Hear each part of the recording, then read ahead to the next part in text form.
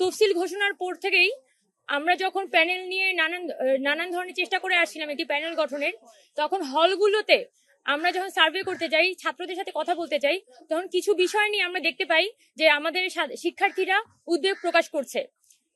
আজকে প্যানেল ঘোষণার পর দিন সেই বিষয়গুলোকে সামনে রেখে আপনাদের সামনে আমরা এসেছি যে সাধারণ শিক্ষার্থীদের মধ্য থেকে যে বিষয়গুলো নিয়ে তারা বিশেষ করে উদ্বেগ প্রকাশ করছে সেগুলো পয়েন্ট টু পয়েন্ট আমরা আপনাদের সামনে উপস্থাপন করব।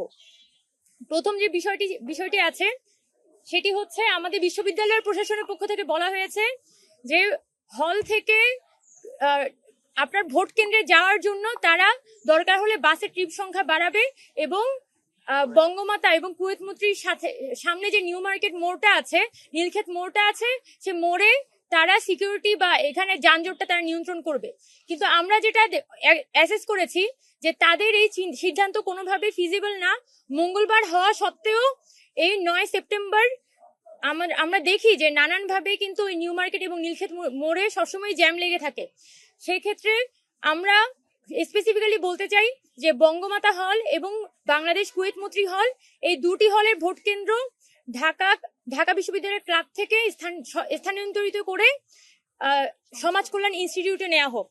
ফলাফল হিসেবে এখানে সাধারণ যে শিক্ষার্থীরা এই দুটি হলে অবস্থান করে সেই ছাত্রীদের ভোটিং টার্নআউটটা বাড়বে, একই সাথে ওই ইনস্টিটিউশনেরও ভোটার টার্নআউটটা বাড়বে।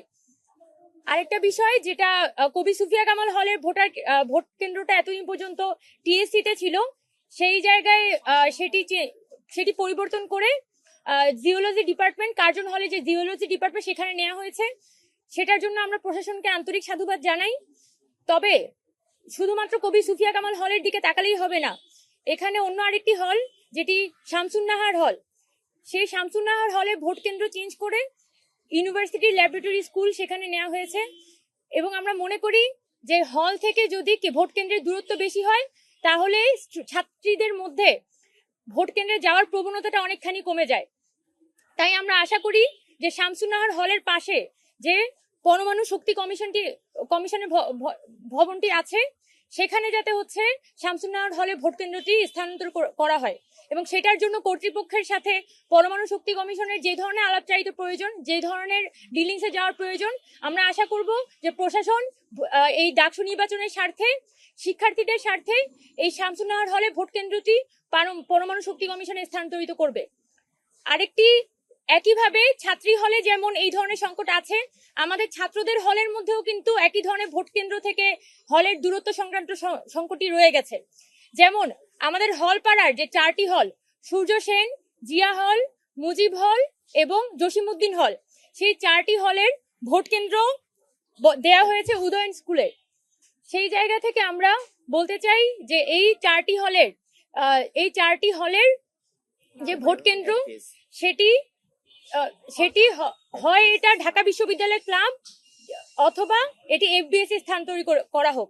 এবং আমাদের পক্ষ থেকে আমরা প্রেফারেন্স দিব যে এই হলপাড়ার যে 4টি হল আছে সেখানে কিন্তু মানে অনেক বেশি স্টুডেন্ট বসবাস করে, সেই জায়গা থেকে তাদের যাতায়াতের সুবিধার্থে এখানে এফবিএসই সব থেকে বেশি শিক্ষার্থীদের ধারণ করতে পারবে। সেই জায়গা থেকে আমাদের বিজনেস ফ্যাকাল্টি কর্তৃপক্ষের সাথে কথা বলে এই 4টি হল বা এই হলপাড়ার যে 4টি হল আছে তাদের কেন্দ্র যাতে এফবিএসই স্থানান্তরিত করা হয় সেই বিষয়ে আমাদের একটা সুপারিশ থাকবে। আরেকটা বিষয় যেটা আমরা গত 2019 সালেও প্রত্যক্ষ করেছিলাম, সেটা হচ্ছে আমাদের বিশ্ববিদ্যালয়ে যে নির্বাচন কমিশনটি থাকে ডাকসুর সময়, তাদের পক্ষ থেকে বিভিন্ন তথ্যাদি তারা পরিষ্কার করে উপস্থাপন করে না। যার মধ্যে একটি হচ্ছে, আপনার যদি ভোট কেন্দ্রে ভোট দিতে যেতে হয় তাহলে হল কার্ড রিনিউ করতে হবে। গত 19 সালে এই অবস্থায়, গত 2019 সালে আমরা দেখেছিলাম যে এই হল কার্ড রিনিউ করার যে ঘটনাটি, হল কার্ড যে রিনিউ করতে হয় সেটাই আসলে ছাত্রছাত্রীরা জানতো না।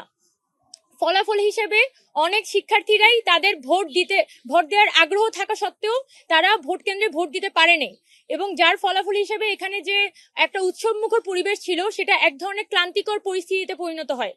সেজন্য আমরা আশা করব যে ঢাকা বিশ্ববিদ্যালয়ে সেই একই হল কার্ড রিনিউর প্রসেসের মধ্য দিয়ে ভোট দেওয়ার ব্যবস্থাটি না রেখে অন্য পদ্ধতি অবলম্বন করা হোক, যার মধ্যে আমাদের ইউনিভার্সিটির যে বিশ্ববিদ্যালয়ের নর্মাল কার্ডটি আছে, যেটা আমরা কোভিডের সময় থেকে ঢাকা বিশ্ববিদ্যালয়ের পক্ষ থেকে একটি সেন্ট্রাল আইডি কার্ড দেওয়া হয়। আমরা আশা করব যে ঢাকা বিশ্ববিদ্যালয়ের এই সেন্ট্রাল আইডি কার্ডটি ব্যবহার করেই যাতে শিক্ষার্থীরা ভোট দিতে পারে, সেটা যাতে বিশ্ববিদ্যালয় কর্তৃপক্ষ এনশিওর করে। আর দ্বিতীয়ত, প্রথম বর্ষের শিক্ষার্থীরা 2024-25 বর্ষের শিক্ষার্থীরা যারা এখনো পর্যন্ত এই বিশ্ববিদ্যালয়ের সেন্ট্রাল আইডি কার্ডটি পায়নি, তাদের ক্ষেত্রে তাদের ভর্তির যে পেইন স্লিপটি আছে, সেই পেইন স্লিপটি উপস্থাপন সাপেক্ষে তারা যাতে ভোট প্রদান করতে পারে, সেই বিষয়ে কর্তৃপক্ষের পক্ষ থেকে ব্যবস্থা নেওয়ার জন্য আমরা আশা করছি। এক্ষেত্রে আমাদের যে উদ্দেশ্যটি, সেটি হচ্ছে ভোটারদের ক্লান্তি কমানো, ভোটারদের ভোগান্তি কমানো এবং ভোট কেন্দ্রে সর্বোচ্চ পরিমাণ ভোটার উপস্থিতি নিয়ে আসা। সেক্ষেত্রে আমরা আশা করব যে কর্তৃপক্ষ এই বিষয়গুলোর দিকে বিশেষভাবে দৃষ্টি দিবে। আমাদের মনোনয়নপত্র দাখিল করা এবং সময় ছিল আসলে 20 আগস্ট পর্যন্ত। এর মধ্যে কিন্তু আপনার কোনো প্রার্থীর পক্ষেই এই ধরনের অফলাইনে প্রচারণা করার এখতিয়ার ছিল না। তবে আমরা যেটা খেয়াল করেছি যে বিভিন্ন প্রার্থী তারা হলগুলোর সামনে বড় বড় ব্যানার টাঙিয়ে তাদের যে নির্বাচনী প্রচারণা সেটা এখনো পর্যন্ত করে যাচ্ছেন। আবার অনেক প্রার্থীদেরকে আমরা দেখেছিলাম যে তারা যেখান থেকে হচ্ছে মনোনয়ন ফর্ম তুলতে হয়, সেখানে তারা মিছিল নিয়ে হাততালি দিয়ে স্লোগান দিয়ে কিন্তু তারা মনোনয়ন ফর্ম উত্তোলন করেছেন এবং বিশ্ববিদ্যালয় কর্তৃপক্ষ নির্বাক দর্শকের মতো সেখানে দাঁড়িয়েছিল। এবং এখনো পর্যন্ত আমরা দেখিনি যে বিশ্ববিদ্যালয় প্রশাসন বিশেষ কোনো উদ্যোগ গ্রহণ করেছে। আজকে প্রশাসনের পক্ষ থেকে, একটি নির্বাচন কমিশনের পক্ষ থেকে একটি প্রেস বিজ্ঞপ্তি, একটি নির্দেশিকা দেওয়া হয়েছে। সেখানে তারা বলেছে যে যে সকল প্রার্থী এই ধরনের ব্যক্তিগত প্রচারণা রাস্তাঘাটে করে যাচ্ছেন, তারা যাতে সেটা থেকে বিরত থাকে এবং তাদের যে পোস্টার ব্যানারটি আছে সেটা যাতে তারা নামিয়ে ফেলে। কিন্তু আজকে আমি কবি সুফিয়া কামাল হলের সামনেও দেখেছিলাম যে এতদিন পর্যন্ত যে ব্যানারগুলো ছিল আমাদের হলের সামনে, এখনো পর্যন্ত কিন্তু সেগুলো আছে এবং প্রার্থীরা কিন্তু তাদের ওই ব্যানারগুলো এখনো পর্যন্ত সরায়নি। অর্থাৎ বোঝাই যাচ্ছে যে এখানে প্রশাসনের পক্ষ থেকে নাম কাউ আসতে তারা কিন্তু কিছু উদ্যোগ গ্রহণ করছে, কিন্তু তাদের পক্ষ থেকে, নির্বাচন কমিশনের পক্ষ থেকে এই আচরণবিধি ভঙ্গের জন্য যে ধরনের শক্ত অবস্থান নেওয়া দরকার ছিল সেটা এখনো পর্যন্ত আমরা প্রশাসনের পক্ষ থেকে দেখতে পাচ্ছি না। ফলাফল হিসেবে আমরা এই স্বতন্ত্র শিক্ষার্থী ঐক্যের পক্ষ থেকে আমরা আশঙ্কা করছি যে এখানে নির্বাচনের দিন প্রশাসনের এই ধরনের উদাসীনতার কারণে নির্বাচনের দিন এখানে লাইন জ্যামিং থেকে শুরু করে ভোট কেন্দ্রে বিভিন্ন ধরনের বিশৃঙ্খলা তৈরি হওয়ার সম্ভাবনা আছে।